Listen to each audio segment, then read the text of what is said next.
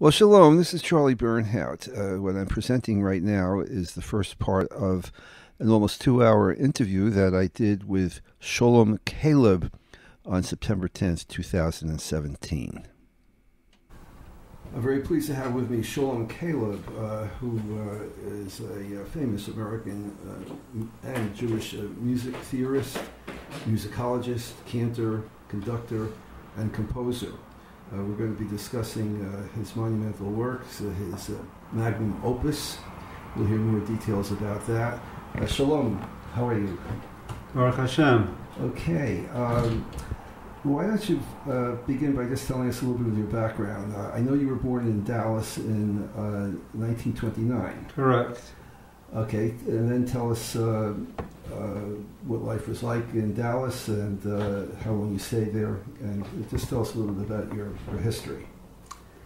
Well, I think to the listeners of this program, I should talk about how it related to my eventual life's activities. I think what would be of interest to start with is by describing how my father taught me first. He was a Hazzan? He was not a Hazzan, but his father had been a Hazzan, and an older brother of his. They were both Hazzanim in Russia. And he, as I said, he taught me first. He taught me to notate music, to read and write music at a very young age. He taught me to be a Baal Koreh, so that I read the full Sedre at my Talmud Torah at age 9, Really? For my 9th birthday, as a matter of fact. He then taught me to be a child Chazan.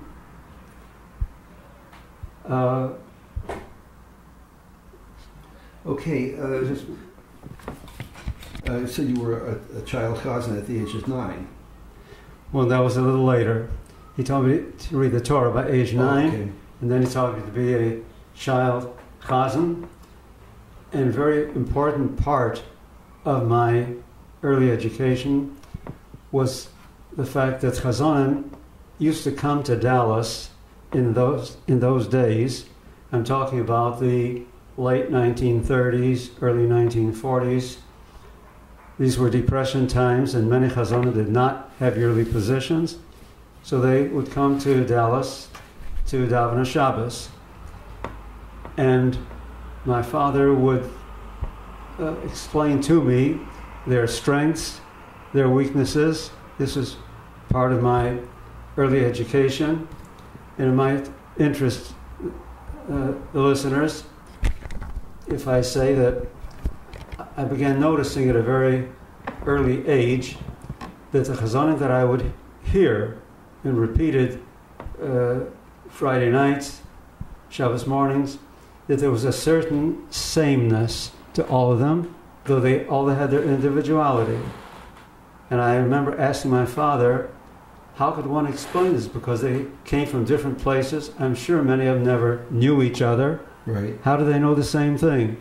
My father's answer to me was that probably that which they know, it came from Shamayim. What he was referring to, of course, was Nusach HaTfilah. Right. And of course it had evolved over centuries. And I mentioned that in my works, in my written works, it illustrates the power of oral tradition, that it was so strong that people who didn't know each other, came from different countries, from, let's say, south of Russia, around Ukraine, Romania, all the way to the north, in countries, let's say, as far as Lithuania, Latvia, and as far as, let's say, Leningrad in Russia, those days Petersburg. And yet they knew something the same. It was that strong that by oral tradition, people just knew it and clung to it. Well, I think that's very important to note that there were no recordings until 1900, so it was an oral tradition Of course, the printing press was around 1450 or 60, so there really wasn't that much printed material, so it had to be an oral tradition. Not only that, especially the cantors in Eastern Europe had very little music education. Those that had were the great exceptions because of the anti-Semitic climate of the Tsarist Russian Empire, where there was a quota system, and very few Jews got an education altogether, let alone a music conservatory education. And so most of them could not even read or write music. One very famous example, of course, would be Kvartin. He was known not to be literate that way, and yet he and so many other Chazonim, another, by the way, was Ber Lachagi, that did not have that kind of education, but they all absorbed the atmosphere, not only the melody of Nusach HaTfilah, but the feelings that were brought out through it. One of the things that I noted when I go to the biographies of the greats from the Golden Age and a little before is that they all sang in choirs as children, and I know you sang in a choir also and became a choir leader. And I think one of the great things that happened was they absorbed something from being part of that choir, listening to a great cantor, and that was the way it was passed on. And sadly, we don't have choirs today with young kids who can really absorb it at a young age. It's almost non-existent. I know we'll talk about your choir that you did some wonderful work with, but I think the choir was a very integral part in passing on the tradition. I can speak directly to that because in Dallas there was one Hazzan who had his own choir, and he was really an excellent Hazzan. His name was Reuven Kaplan, and I was able to. My father wasn't sure that I'd be accepted into the choir initially, but when the Hazzan met with me, he did admit me into the choir, and he created solos for me to sing also in the choir. But that which you're describing, that was my first experience of that kind, just being able to listen and absorb. There's another episode in my life that I could describe to you. It's on this direct subject. In my youth, when I was still in Dallas, one of the guest chazonim was Shmuel Vigoda. Really? And he had a little choir that he formed from the children, the young men of the community. And I was in that group with him. At that time, it was 1940, I was 11 years old. And I knew of him. What I had known of him by that time was that he was the immediate successor of Yossel Rosenblatt, whose records I had heard from my father's and my grandfather's houses. And I was enamored just by the fact that I would be standing right next to someone of that kind of stature. Well, one of the tefillos that he sang on that Shabbos was what they called it Groise Avarachmim, Avarachim Shochim Aromim. I don't remember a single note from it, but I do remember the atmosphere that it created. It was something that remained with me throughout my life, so that as an adult, when I was trying to write a piece for Avrachmi for myself as a chazan, I wrote one starting from Harnino Goyim Amo, and as I said, I didn't remember a note from what Vigoda sang, but I remembered the feeling that it created, and it's that which inspired my Harnino Goyim Amo, which in later years David Bagley, Olav Sholom, sang and actually recorded. I was thinking of Bagley with his recording. Yeah, he was wonderful. And that comes from what we're talking about, Mm-hmm. just picking up the atmosphere. That the atmosphere, to a large extent, created the notes. Oh, this is perhaps a little out of order, but I think a problem. We're discussing the issues that Chazanim are facing today. Young people are exposed to many different talents and non-talents, unfortunately. And what can you do if a person doesn't really have the talent to be a proper chazan? And you're exposed only to that experience. You're turned off from chazanis at a very young age, unfortunately. That seems to be an issue. I mean, there are good chazanim, whatever that means, and not so good. Well, of course. And if your exposure is to one who is not a good chazan, it does have a problem in shaping the attitude towards chazanis. I can speak to that also directly. In recent times in Baltimore, where there was someone who considered himself a chazan and was introduced as a chazan, and the people were turned off for very good reason, not because of his chazanas, but they presumed it to be chazanas and gave it a bad reputation. Right. This is something we have to come up with a way to solve that. Let's go back to from Dallas. You went to Chicago at the age of 14. Yes. And you was this Cantor Kipper, was he in Chicago? Yes. And you sang in his choir? Well, the way that worked out, my family came to Chicago in 1942. It was around this time of year, maybe a few weeks sooner, not much. And I don't remember now who told us about Hazzan Kipper, but we called him, and he auditioned me and felt that he couldn't say no to someone of my background, and so he took me into the choir, and he wanted me to sing some solos for him, but he didn't have them written. So I asked him if he would sing them for me so I could notate them and I could read them back. That would be the fastest way for me to learn.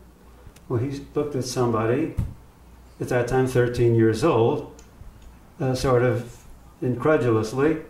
Well, he did it, and I sang the solos to him, and he was really quite overwhelmed. But that put an idea into his head. He knew at that time a chazan, Todros Greenberg, who was really a marvelous chazan, but he was functionally blind, so he was not able to read or write. He couldn't even, his eyes were not good enough for that, but he was a great chazan.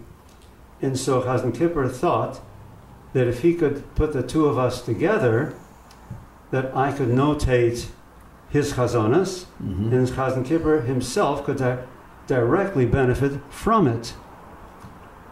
And so after the Yom Noraim, he arranged that appointment. We came to Hazzan Greenberg's apartment, and Greenberg didn't quite believe what he had told him about me, so he called me over to the piano, and he asked me to notate, I remember like today, a Hineni Muchan Mazuman from Sphira. Okay. And I took it down, phrase by phrase, and I stopped him when I felt I had to take time to notate. Well, after a while, he said to me, well, could you sing back what I sang to you? And I sang it back with every detail, every chazonische knetch, because I was very careful not to miss any detail. He was so impressed, so overwhelmed. He was smoking a cigarette. He close to choked on the cigarette from disbelief. And I remember Hazzan Kipper bursting out in laughter of satisfaction because I had proven his point. Well, this was the beginning of an association with Hazzan Greenberg for some 34 years, in which time I not only notated his chazonas, but I, in time, directed him to sing for me his entire siddur and machzor, which ultimately became published in 4 volumes. Was Greenberg in Chicago at the time? Yes. Okay. And, okay, so... well, that was just the beginning of Chicago for me. But ask whatever you wish. No. I note that when you were 17, you enrolled in Roosevelt University. Before that, there's some things that I think you would, go ahead. You would want to know. Of course. One of the wonderful things about Chicago was that at that time, I was still able to hear in person chazonim like Pinchik, Kvartin, Moshe Kusevitsky. As a matter of fact, when I heard Moshe Kusevitsky, it was his first year in Chicago, I think the first Yom Neroim in the United States after the war. And I had the opportunity of those years to still hear chazonim who had choirs in 4-part harmony with boy sopranos and altos and adult men, tenors and basses, still singing some of the classic choral compositions, like from Azel Rovner and Kalachnik, Nissi Belzer. I was still able to hear those live, and they made a tremendous impression on me. At the same time, one of the chazonim in that area of Chicago where we had moved was Chazan Yoshua Lind. He was well known, considered surely among the top chazonim of Chicago at that time. And he was quite a menagem. He had been a meshorer of Zel Rovner himself for 2 years. And in Odessa? It wasn't in Odessa, but... in Europe. In Eastern Europe, right. And he traveled with Zel Rovner for a period of 2 years. He was a regular member of his choir. So he really had a rich background. He was very gifted. He wasn't schooled formally in harmony, but he had a tremendous ear for it. And he created his own compositions for choir. And I had the opportunity of hearing something like that for the first time in my life at age 13. And it made an enormous impression on me. And in later years, he come to know me.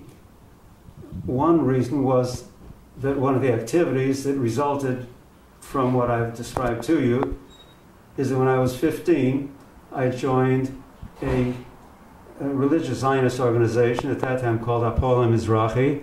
It was the youth organization of the Mizrahi, and they wanted to have a choir, and they had someone doing something like what they called Makela, but there was another person in the youth organization told them, if you want it really done right, this is the guy who can do it, pointing to me.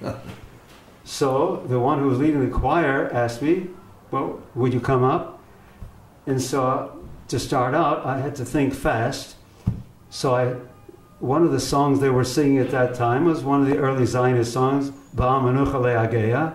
So quickly, I worked it out to a 4-part setting, and I taught soprano, alto, tenor, bass. When I heard the first strains of it in harmony like that, to them it was something like a miracle. And that was the beginning of the Hashomer Adati choir, which in those years, the pre-State of Israel, when Zionist rallies were very prevalent and very important in the Jewish community, the choir became known. We sang these kinds of songs of the early Zionist period, and my name became known through that among chazonim throughout the city of Chicago, to an extent that at one point, when Hazzan Greenberg wanted me to direct the ensemble of the chazonim organization, the Chazonim knew of me and accepted me, and I became the conductor. By that time, I was in my early 20s.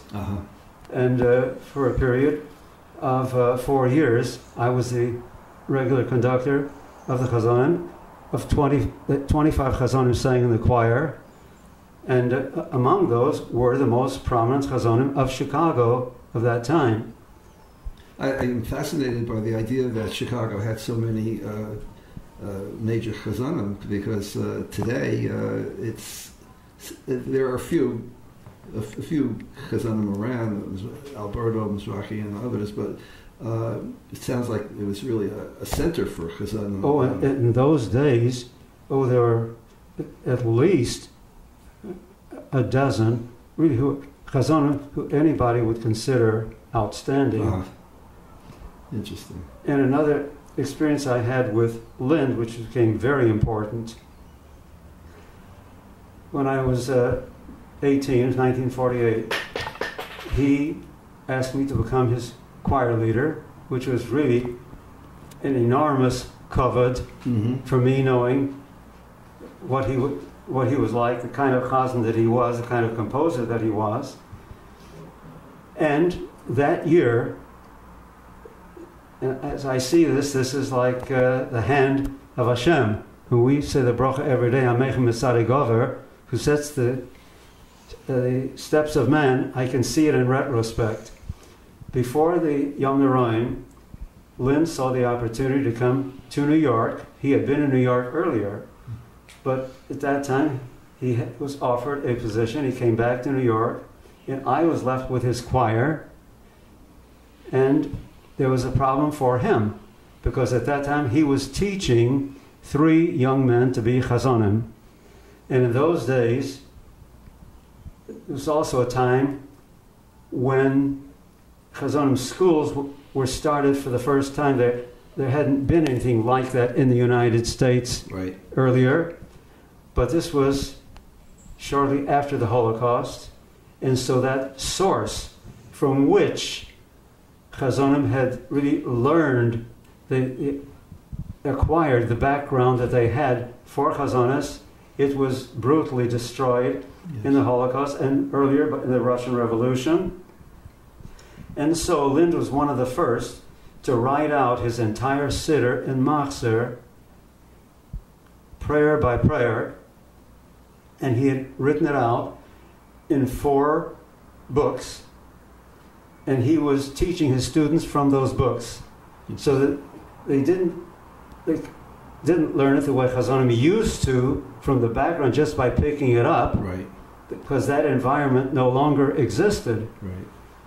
So he was not the only one, but he was the first in Chicago to do that.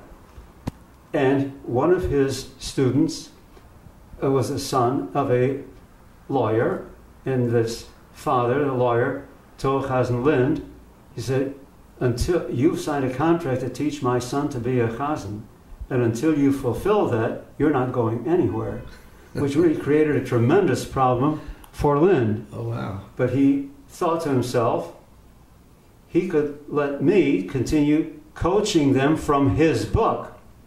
But in order for that to happen, I had to have a copy of the book. And in those days, he was selling it for $1,500 a copy. In those days, that was really a great deal of money. I certainly didn't have it. Or even today. Right. So I told him, but if you want me to do it, I will have to have a copy of your book. And so he looked at his wife and she at him, and they realized they had no choice, and they agreed to it. They would have never done that under any other circumstance. But for me, it was 2 things. Number one, it gave me access to his entire siddur and machzor for the entire year. And through it, I was able to learn nuschos for Yom Noraim that I never knew. And I don't know how I might have ever learned them, but there I had them black on white, and I could easily read them. In looking at the notes, I could hear him sing them. And in addition, by teaching these 3 students of his, the word got around in Chicago that Sholom Kalib was a teacher of Chazonim and Chazonas. Right. And I got other students from that. In addition, I had another source of education because I was notating Chazan Greenberg's on a regular basis. So I had his Nusach and Chazonas as well as Lynn's. So for me, it was like a trove of background information. And in those years, just shortly after that, in Chicago, the Chazonim felt that they had to organize a school similar to the ones being organized in New York. Was that the Jewish Music Institute? Yes, it was called the Jewish Music Institute of the College of Jewish Studies in those days. Since then, it's been called the Jewish Institute for Jewish, Spertus, Institute for Jewish Studies. That's still in existence. In Chicago? The Spertus, yes. But the Department of Teaching Chazonis, that doesn't exist now. But it began around 1950, and I taught in that for about 9 years. And the other two faculty members, I shouldn't put it that way, I was number 3. The number 1 was Greenberg. Second was Moses Silverman of Anshe Emet Synagogue, and I was the 3rd. And so that is part of my background in Chicago. Well, you conducted a choral ensemble in 1953. That was the Cantorial Association of Chicago. Right. Right. So that's very, very interesting. Now, you met your wife, Goldie, in 1954. Well, actually, we married in 1954. You were married. I married her in 1953. It might interest you that when we were going out, she asked me what I did for a living. And at that time, I told her I was a Chazan. But I told her I didn't expect the profession to last another 10 years. Now, since we have some outstanding Chazonim today, so you would say that I was completely off the mark. However, when you take into consideration that the overwhelming majority of shuls the world over do not have Chazonim, and the overwhelming majority of people who attend synagogues prefer not having a Chazan there, I'm not sure that I was so wrong altogether. But at any rate, what this tells is that I was already aware of a problem that was occurring for Chazonis. Right. And if you don't mind, I want to mention something about that. The first position that I had, I was 19 years old, and shortly after... That was in 1949? 49. And shortly after I got this position, the rabbi of the shul told me, Sholom, you should include more catchy tunes into your davening. Well, when a higher Karlbach. Well, he wasn't around yet. I know. Well, when I heard that, instantly, intuitively, I realized that any tefillah that I would put such a tune on would be lost to Chazonim and Chazonas forever. Why? Because I realized once we would give something like that, a light, popular style tune to a congregation, they would never let go of it. It would be, to take it away would be like taking a piece of candy away from a baby. And because of that, all the great recitatives, the great choral compositions written on that text would be lost forever. I also realized that thrusting that kind of tune on a tefillah would destroy the mood of that tefillah, and even more than that, it would negatively affect the atmosphere, the ambience, the holiness of the service as a whole. Instantly, I recognized that, and I was fearful of it ever since. As time progressed, I kept noticing a trend that began and just continued unrelentingly till today, and that is that the people wanted ever less chazonas in the service, and at the same time they wanted more of these catchy tunes, particularly the more lively ones. Mm-hmm. To participate also, it seems to be... That's a catchword. Yes. Well, all this lays the groundwork for your coming up with your magnum opus, but I just want to review for our listeners. In 1962, you got your master's degree in music theory at DePaul University. In 1966, you got your PhD in music theory at Northwestern. And well, not exactly. I had finished my coursework in 1966. Okay. But until I finished my dissertation and got the degree was 1973. Okay, but from 69 to 99, you were professor of music theory at Eastern Michigan University. Correct. So your background is quite steep in musical theory, to say the least. Right. So during that period, when did you first come up with the idea that you should undertake this incredible project, what we call the magnum opus, your great, what is opus? Your great opus. Oh, thank you so much. Well, in order for me to explain that, okay, I would want first to explain to your audience so that they may know what I'm going to say. I'm not sure they know 100%. I want to play a recording that will illustrate where we came from. Before I do, let me just explain a little bit. From the very beginning of my education, when my father first taught me, whenever I would sing back to him what he taught me, he would remind me, remember before whom you are standing. Remember who you are talking to. And when I would sing back to him again, trying that, and I could see from the expression on his face if I actually was able to inject the kind of feeling that he required of me. By the way, we call that neshama. Yes, soul. Yes, indeed. I call soul music. Yes, indeed. Well, part of that is what our people used to refer to in speaking in Yiddish using Hebrew words, perush hamilos, meaning the interpretation of the words.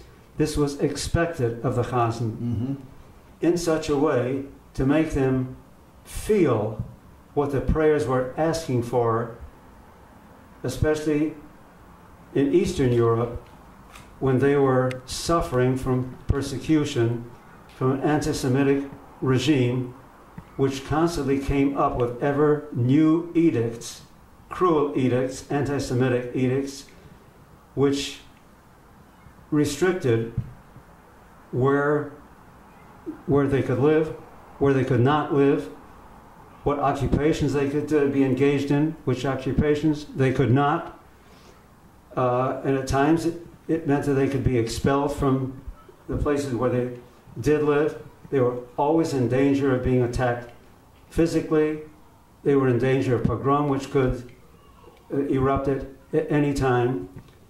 And the tefillos, which speak about Hashem's saving us from these kinds of situations, to have pity on us, to have mercy on us, that they expected the chazan to bring these feelings in such a way that would give them a comfort, like somebody was davening for them, like the chazan was their real shliach tzibur, in a way, their defense attorney before the HaKadosh Baruch Hu. To illustrate this, I would like to ask you to play the recording of Zaval Kvarti. 1 second. Okay. It's from Nila, from the Piyut on the Shloshesher Midos, and this is the the last stanza from it, Yehirotzon Shemel Kol Bichios, which translates, "May it be your will, you who hears the voice of weeping, that you place our tears in your receptacle of tears for preservation, and save us from all cruel decrees, for to you alone do our eyes cling. Now, I'd like you to hear how Zavel Kvartin brought that out.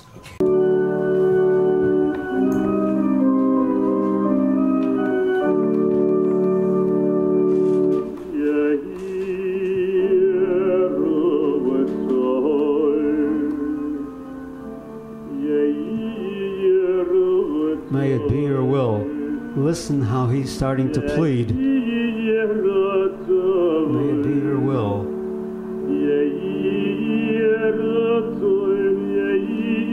it be your will before you.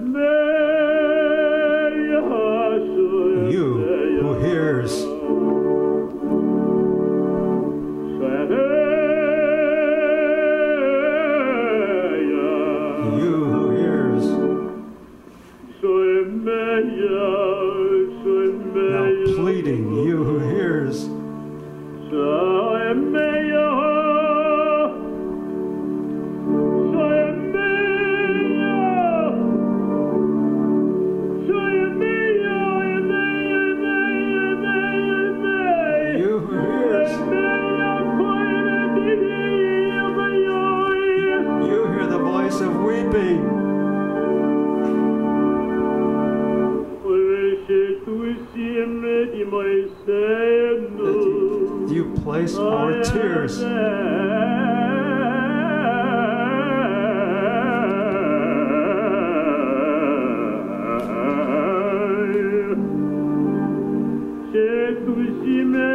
Now he's pleading. Place our tears.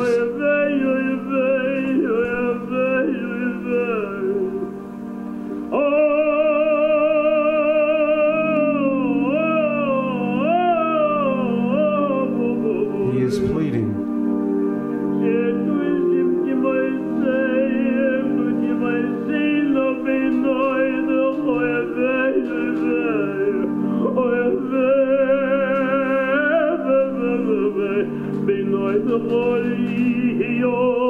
Keep it for preservation.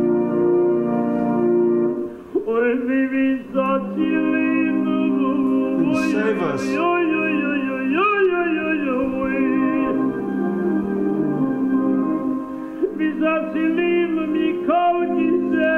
From all decrees.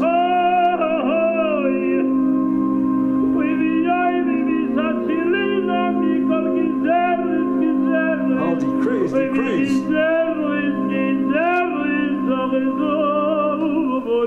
All cruel decrees.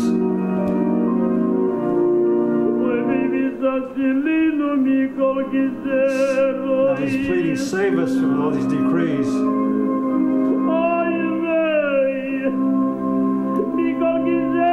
Those cruel decrees.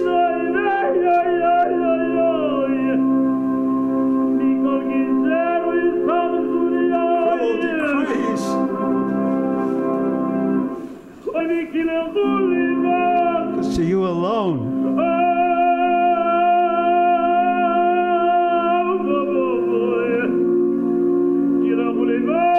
You alone.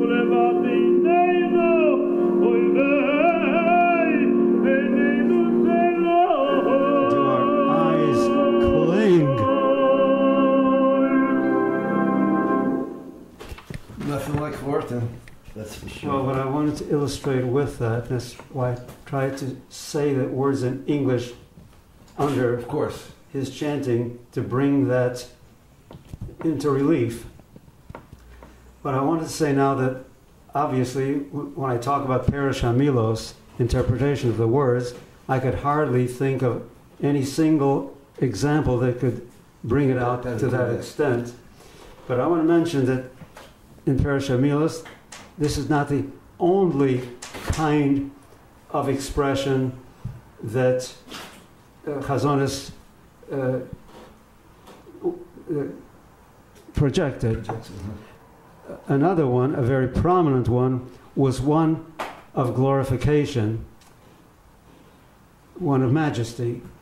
And for that, I don't have to go any further than to pick the very first verse from Kabbalah Shabbos. L'chunarana l'Hashem, nariel atzur yishenu. Come, let us sing before Hashem, let us cry out joyously to the rock of our salvation.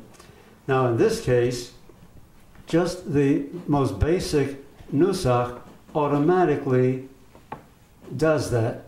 If you think of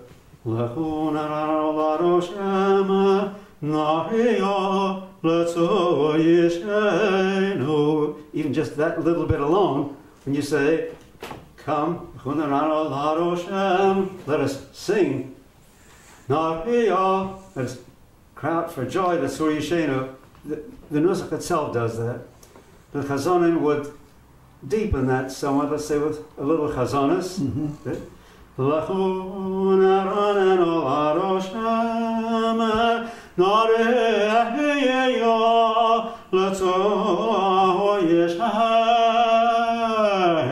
Even that little bit. Yes. When you say, Nariel Hashem, let us sing to Hashem,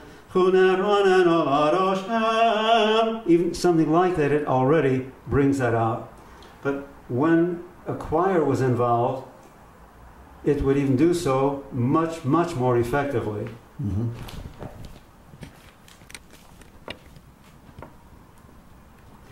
The piece that we're going to hear, it's done by Hazzan, accompanied by choir.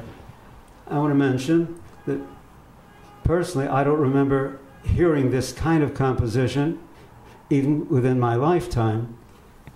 However, I learned to know about them because in my magnum opus, which we'll be talking about a little later, I've included a few of these that I picked up from collections of Chazanah from Eastern Europe.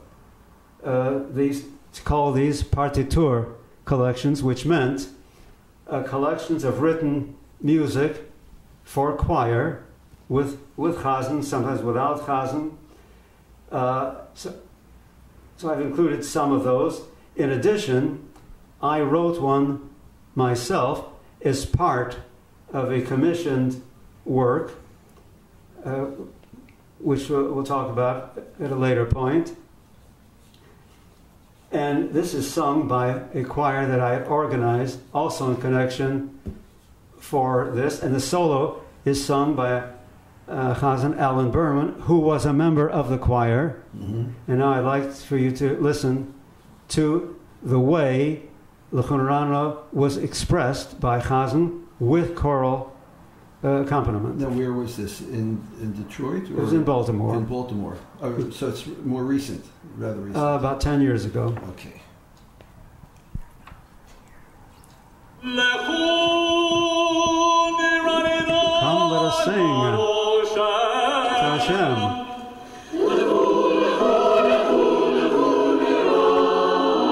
Come, let us sing.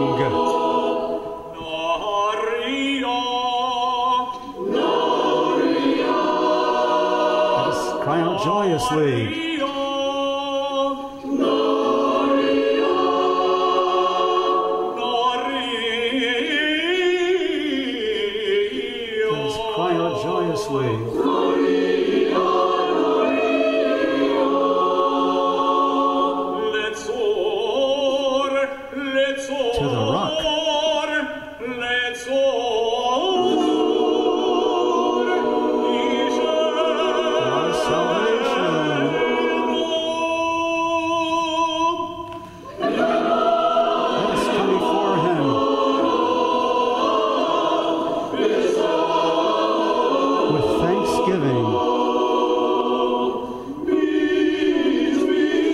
Songs.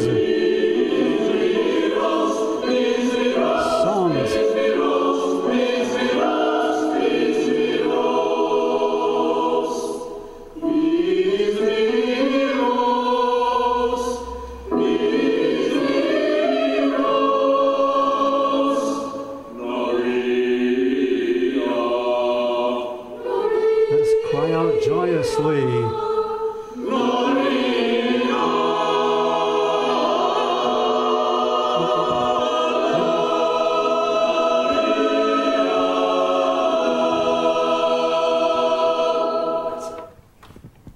Beautiful, beautiful. Well, this is the way our synagogue music gave expression to glorification.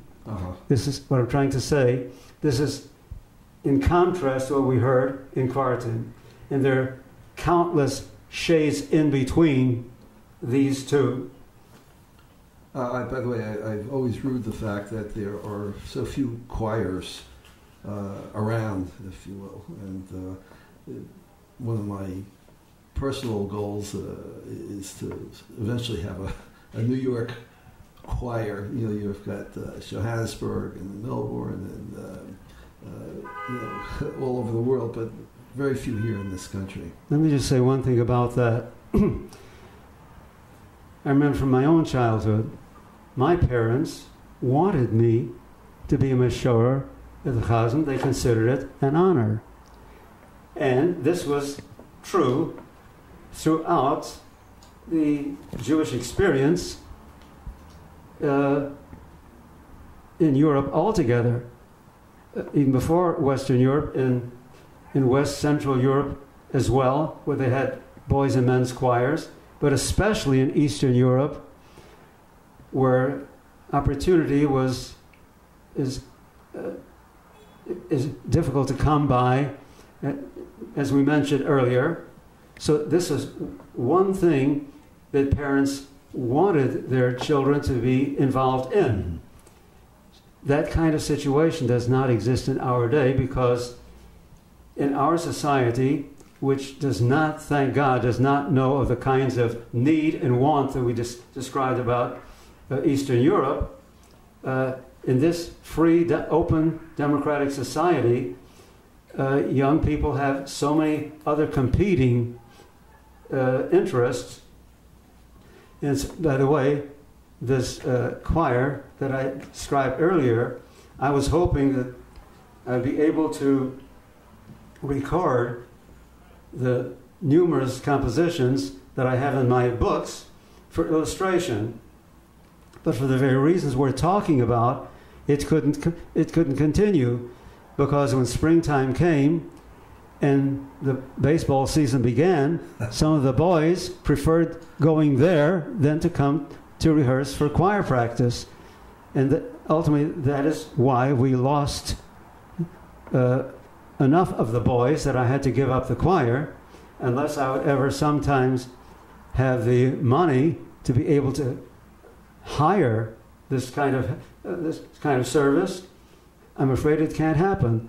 But in years back, well, you never know. The wheel goes around. Well, I don't want to. That's true. Like giving up. But I do want to say this much right now. What we've illustrated in the record by Kvartin and this example of L'chon Ranano, when this tradition flourished, when it was alive, it would have been unthinkable for these kinds of catchy tunes to be put into a service. It would be unthinkable. To give you one example as to how wrong I think these are, how bad they are, I would like to play for you a recording, a traditional recording of a tefillah, which then I want to illustrate by contrast catchy tunes for, to see the extremity with which the catchy tune destroys anything resembling devotion, holiness, anything related to it. So the piece that I have in mind is from the second Kedusha of Shabbos and Yontif, Mimkomo Huyifen Barachamim. The words are saying, from his place may he turn in mercy and grace the people who declare the oneness of his name evening and morning, each day regularly. they twice lovingly proclaim the Shema. The piece that I'm going to show you is also one that I created, although it is mine. The style is not mine. It's the one that I picked up. As a matter of fact, it was inspired by one that I remember hearing when Kvartin davened with a choir of boys and men, and I still remember that Mim Komo Ifem Barachmim, and I had that in my ear when I was creating mine, which is in that style. And so I'd like you to play that. It is being performed here by Vienna Boys Choir, and the Hazzan is Naftali Hershtik, formerly the chief cantor of Jerusalem. It was recorded by the Milken Foundation in 2003. And I ask you to please play it.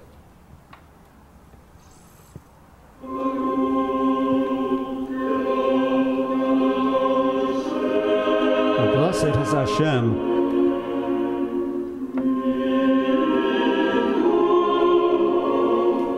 From his place.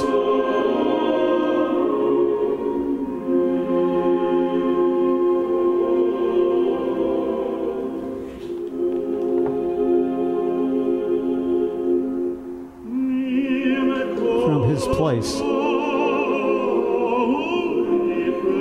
May he turn in mercy. And grace the people. The oneness of his name. Embrace the people who declare the oneness of his name.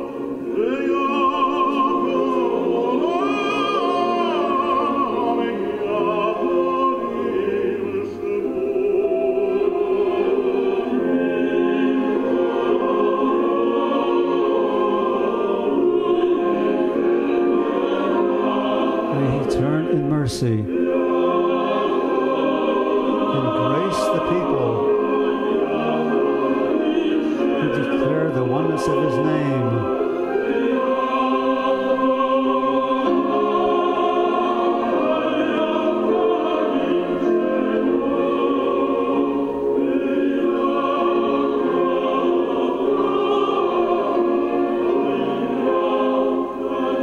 This breathes holiness.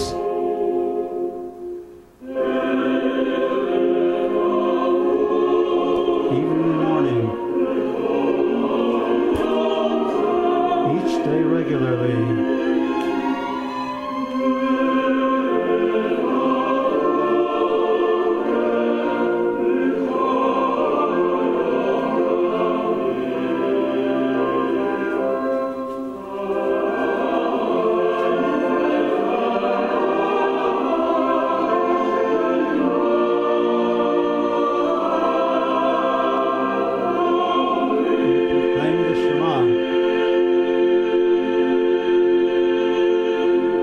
Now, on this text, I recall in one of these shuls where I functioned as Hazzan, the demand was extremely powerful, overpowering, and they had to sing the tune which they called traditional. It was traditional for them by the time I had become Hazzan in the shul, which went, Baruch Kavod Hashem imkomo, Mimakomo yifen barachamim v'yachonam ham yacharim shema erev avoker b'chol yom tamid b'mayim v'yahava shema omrim.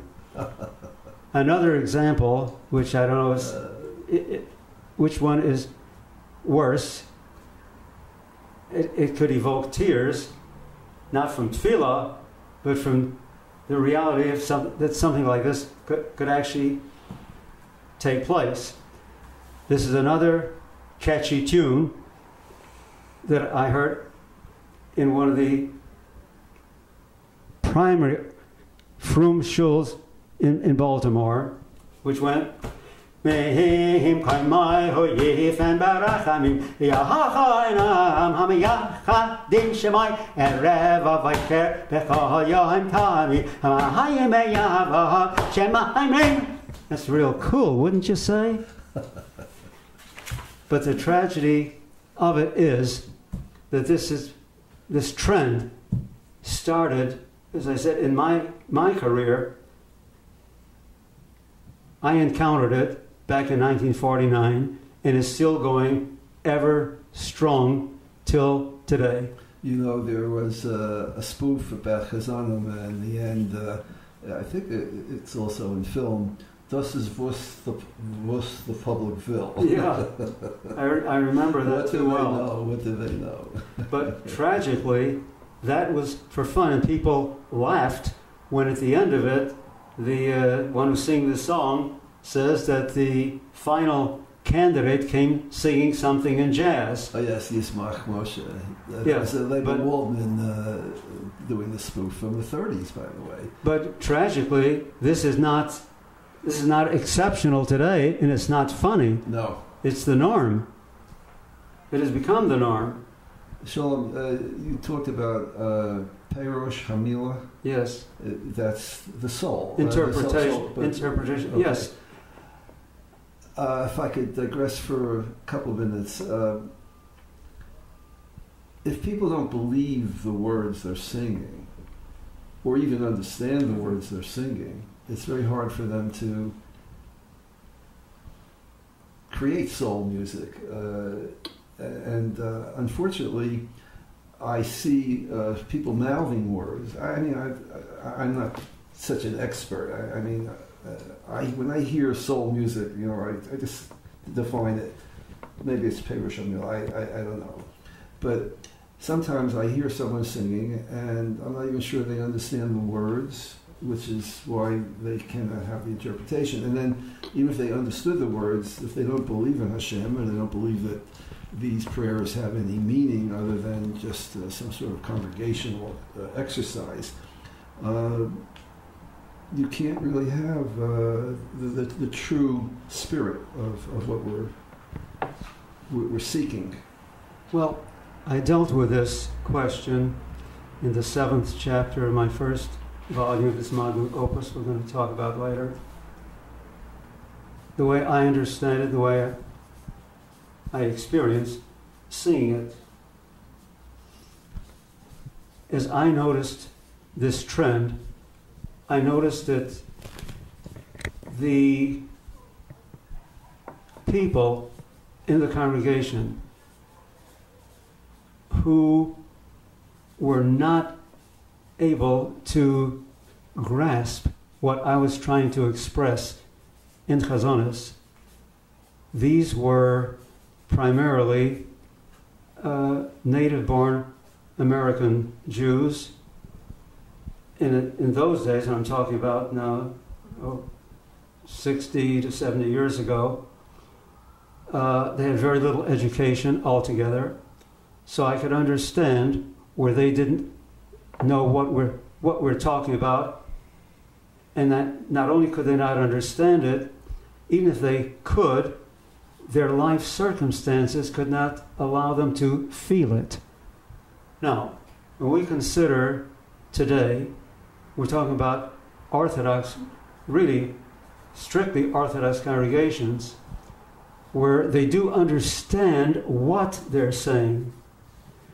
And I don't question their belief. However, since they have not experienced these sentiments we've been talking about, they feel no need to address Hashem in that manner. Mm-hmm. They do believe in Him, and they actually have a love of Hashem, and I think they believe they have Yiras Hashem, the fear of God. But all you need to do is hear the way they utter tefillah, and you know that they don't quite feel that. It is primarily intellectual. Mm-hmm. It is not emotional. Well, and because there is something else, that today's Orthodox community, by the time it began, and this real renaissance started around 1965. That's when the Renaissance Orthodox movement really started to blossom. And in a very short space of time, it consisted primarily, I shouldn't say, well, I think I can say primarily, of Baalei Tshuva, people who came to Judaism not from a religious background. And by that time, the Chazanis had already weakened to an extent where what we just played by Kvartin or the Chudrana or something like that was totally alien to their life experience. Mm-hmm. So to them, all they need to do is just utter the prayers. I can even mention one other important episode.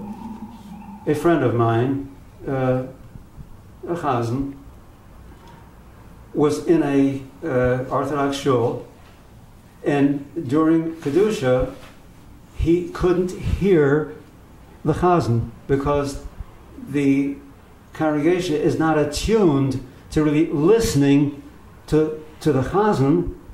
They're just attuned to saying what they have to say. And this person complained to the rabbi of the shul that he couldn't hear the Baal Tefillah. And the rabbi told him, it's not important that you do. All that's important is that you say what you have to say when you say it. That is all that is important. Now we're talking about a prominent Orthodox rabbi. But this rabbi has never experienced what we're talking about. It is that creates the situation that we're talking about. And by the way, that is the primary focus. I'm already getting into what the purpose of my work is. Okay. So maybe I should start to talk about that. Sure. Well, as I mentioned, starting from about 1949-50, I saw the trend, and I expected that it would disappear in a matter of time.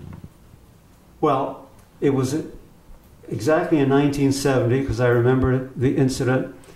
It was in a shul, which I had just become engaged to become Hazzan on a Friday night. And before Kabbalah Shabbos, for Mincha, a lay person got up to daven Mincha. And for the first time in my life, I heard someone on the Umad davening in the role of Shliach Tzibor and made no effort to have any kind of nusach whatsoever. Because he didn't know it. I'm sure he didn't. He didn't know it. And I was curious when I was sitting in the shul, does this bother anybody else? And I turned around to see, and no one showed any reaction whatsoever. When I walked out of shul that Friday night, I told myself, this is what I was expecting to find for the last 20 years, and this is it. It has happened. Nusach HaTfilah has died. And again, maybe that's an exaggeration, not 100%, Mm-hmm. but from a practical point of view, a major component of it had decidedly died. And that component was what we've been bringing out when we were listening to Kvartin now and the Chudrana. That had died. And going home from shul that Friday night, I told myself, this has to be written down in such a way that if a person in later years will read it, they can be reminded of what Nusach HaTfilah amounted to, how Chazanis related to it, what Chazanis brought to it, added to it. This had to be done. And I can say in retrospect, that was the beginning of this work. Now, in the years immediately following that, I started to do research, reading, having in mind that which I knew I wanted to put together somehow. The exact format of it, I wasn't sure. It evolved in the doing.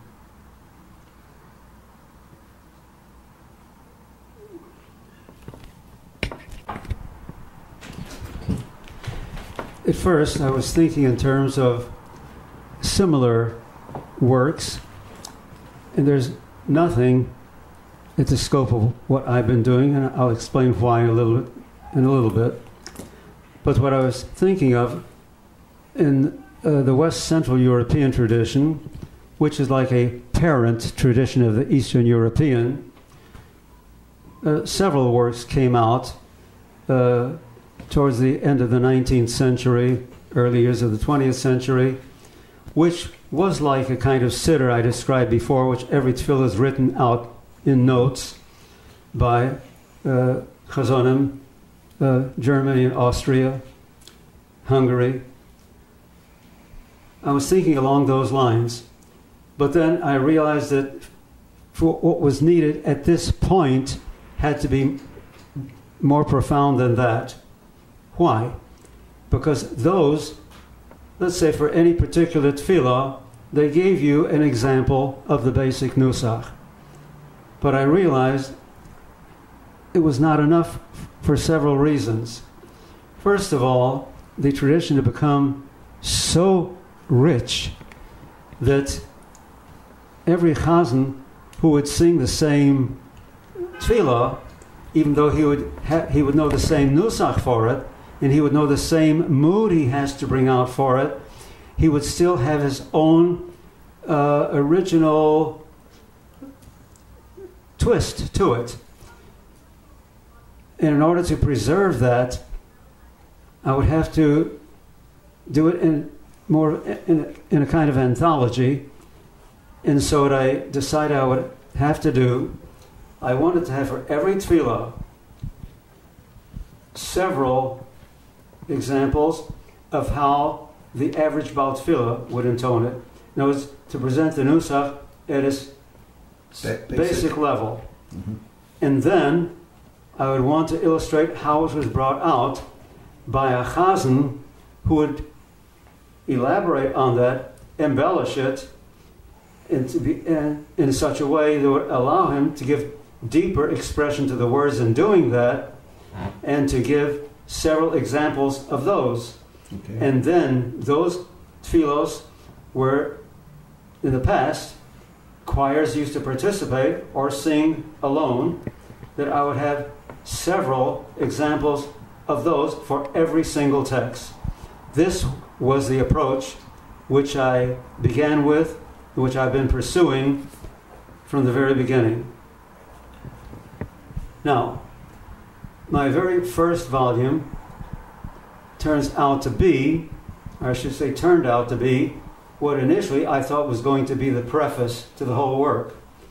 And I thought a preface, which was explain the background, a lot of what we've been talking about, I thought would take 30 pages, 50 pages. When I saw it exceeded that by quite a bit, that I thought maybe that could be the first volume. And indeed, it was the first volume, which I gave the title, Introduction, History, and Definition. And by the way, I didn't mention, the title for the entire work is called The Musical Tradition of the Eastern European Synagogue. That is exactly what it was. And so this first volume explains what it consisted of. Now, to give the reader just a very brief overview of what's in that volume, the first chapter, I call it Heritage from the Middle East.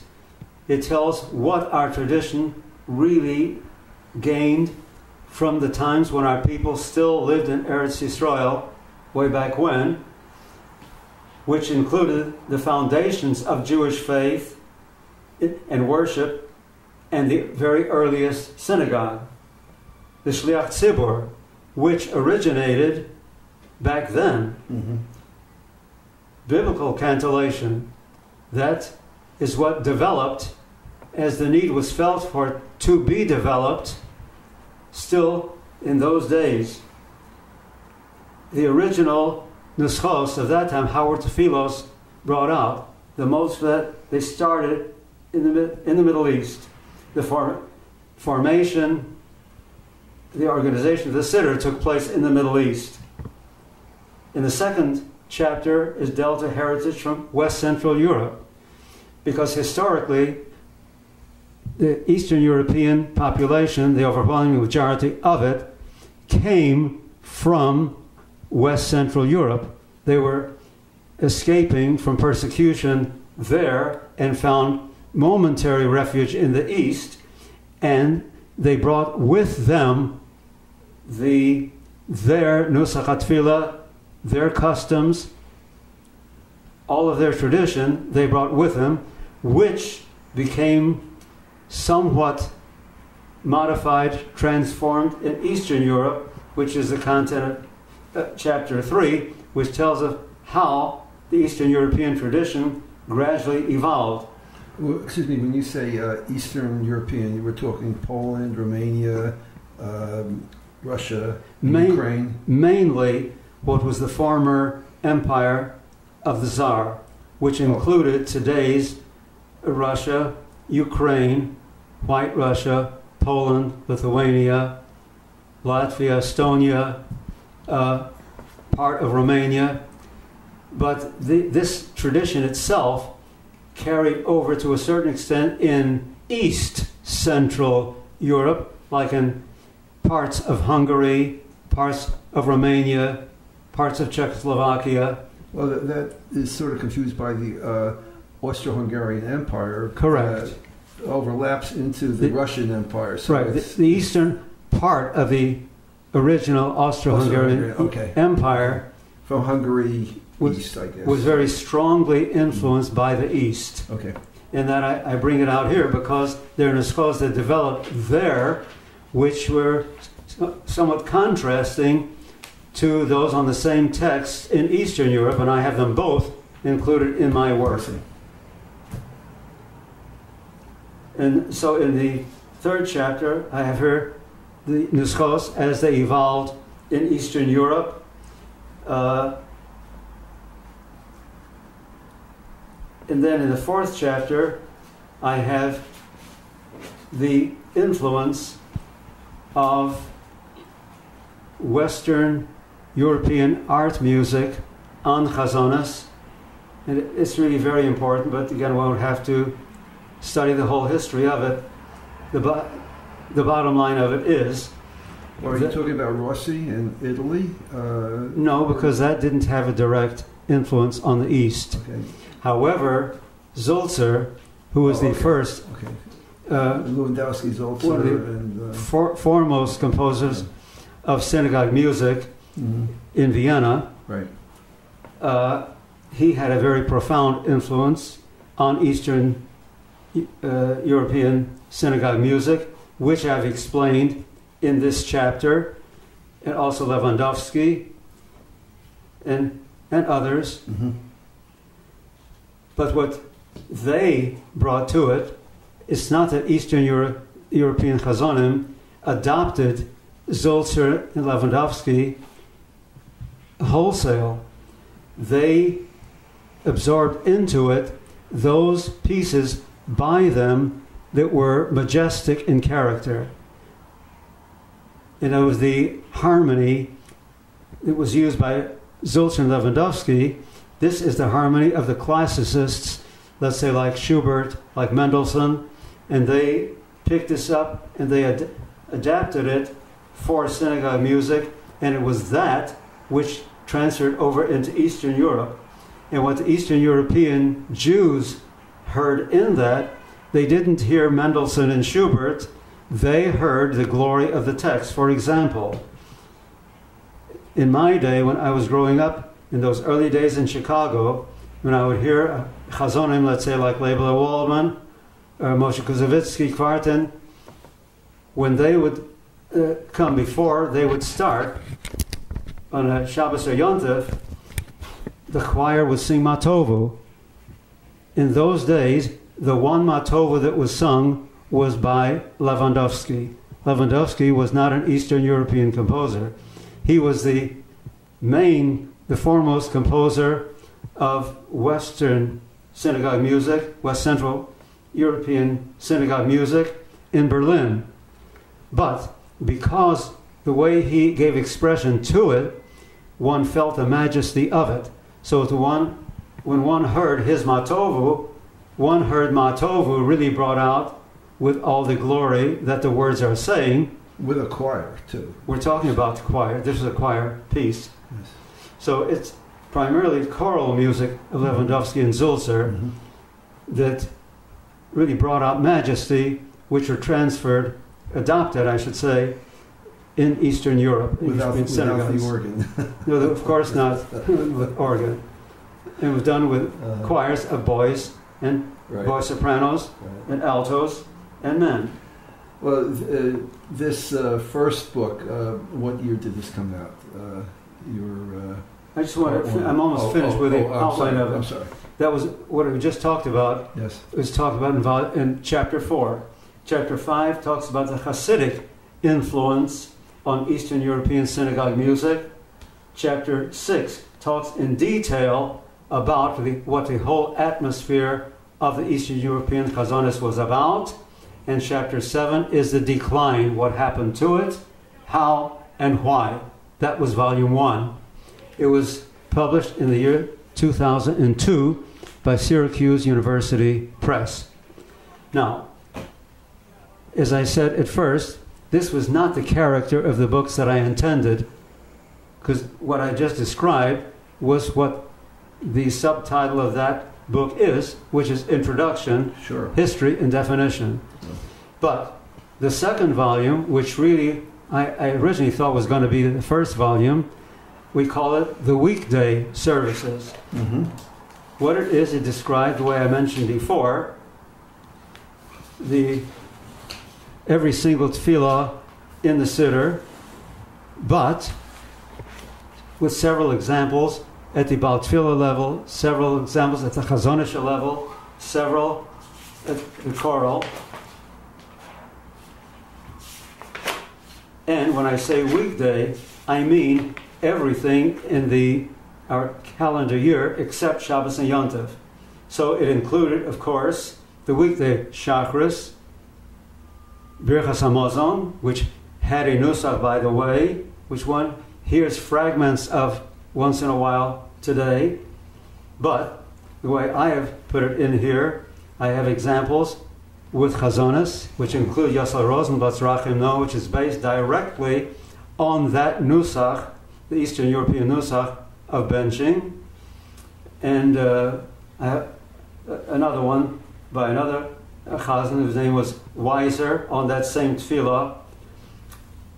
Also, I should mention when I'm saying this, my father, when he used to bench at home, he did it with a nusach and with something of chazonis, because he was not trying to impress an audience. There was no audience at home.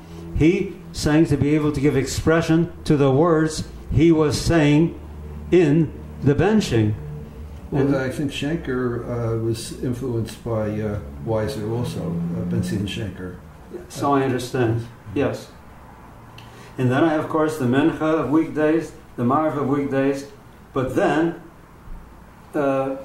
this, by the way, I should mention that this second volume consists of 4 books. The first book is the weekday daily services, which I just described. The second is titled, just described, was what the subtitle of that book is, which is Introduction, History, and Definition. But the second volume, which really I originally thought was going to be the first volume, we call it the weekday services. What it is, it described the way I mentioned before, every single tefillah in the siddur, but with several examples at the Baal Tefillah level, several examples at the Chazonisha level, several at the choral. And when I say weekday, I mean everything in our calendar year except Shabbos and Yom Tov. So it included, of course, the weekday Shachris, Birchas Hamazon, which had a nusach, by the way, which one hears fragments of once in a while today. But the way I have put it in here, I have examples with chazonas, which include Yasser Rosenblatt's Rachim No, which is based directly on that nusach, the Eastern European nusach of benching. And I have another one by another chazan whose name was Weiser on that same tefillah. And also, I should mention when I'm saying this, my father, when he used to bench at home, he did it with a nusach and with something of chazonas, because he was not trying to impress an audience. There was no audience at home. He sang to be able to give expression to the words he was saying in the benching.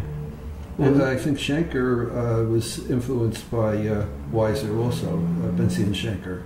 So I understand, yes. And then I have, of course, the Mincha of weekdays, the Marv of weekdays. But then, this, by the way, I should mention that this second volume consists of 4 books.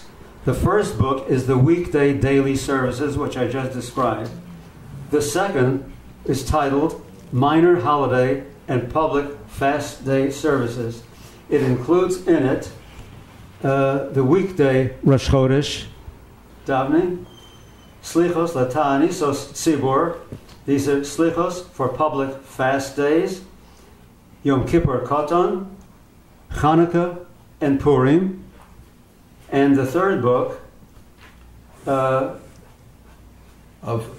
book 2. It's a section of the third book of volume 2 consists of Midnight, Tikkun Chatzos, Tisha B'Av, and Bris Milah, Chuppah, and Levayas Hameis.